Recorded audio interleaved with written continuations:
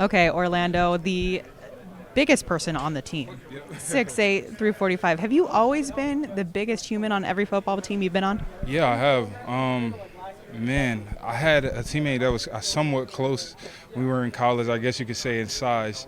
But yeah, man, I mean, Derek Farniok is probably the only other guy I played with at Oklahoma my freshman year. I think he was maybe 2 inches taller, and we were around the same weight. But yeah, I've always kind of been the biggest guy on the team. I talked with Joe Mixon maybe last month, I think it was, and he was just raving about you. What is it like being on a team with Mixon again? Oh, it's awesome, man. I mean, he's the best teammate I've played with on all three levels of football. I mean, just the energy that he comes with, man, his leadership, his natural athletic ability, man. I mean, I can't say enough great things about the man he is. We came in together at college in OU, so as freshmen we were able to grow, and, he leaves school a year earlier, and, man, he's been trying to give me the Cincinnati. It seems like since he's been here. Yeah, I know, yeah, literally. So it's crazy how everything, I guess you could say, comes full circle. Yeah, I mean, I remember him talking about you and just being excited to have you on the team. I guess you guys have a lot of inside jokes or something like that. Does it make it sweeter? Obviously, you're with a Super Bowl bound team every single year almost, or AFC Championship team bound. But does it make it sweeter having someone who's that close with you? Yeah, no, definitely. I mean, it's always great, being able to have that comfortability with guys that you know, whether that be coaches or teammates, people in the building. Man, obviously being here with Joe Mix, Cody Ford, these are familiar faces for me.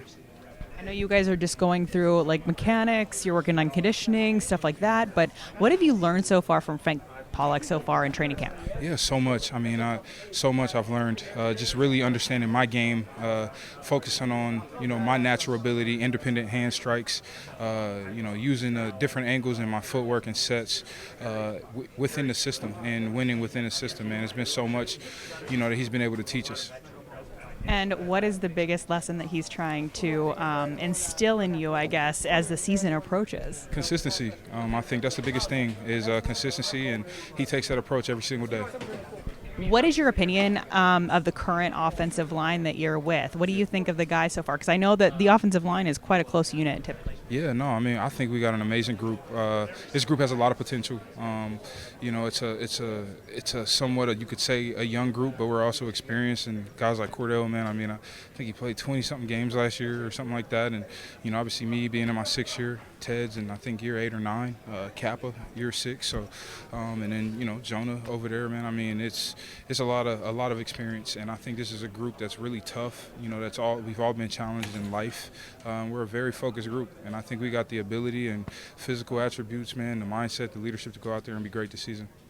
Does it feel like in the classroom everything moves a lot quicker when you've got so many vets in the same position room? Oh, most definitely. Most definitely. I mean, I think that's one of the better parts about O-line play is, when you've got guys that kind of know what they're doing, it's easy to install and plug and play.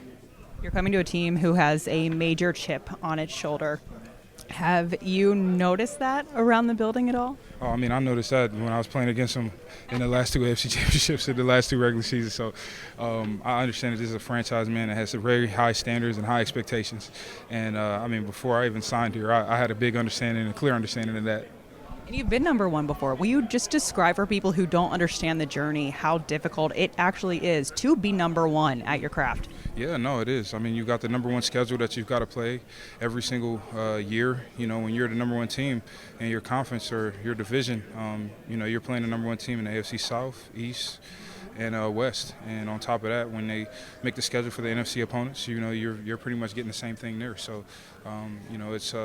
it's competitive. You got to bring your lunchbox every single day.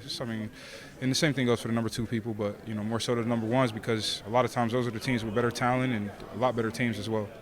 Last question for you. If you had a lunchbox, what would you pack in it? I don't know. I'm not a big lunchbox guy, believe it or not. I had a friend, Mark Moody, man. He would give me his peanut butter and jelly sandwich every single day. So probably a PB&J.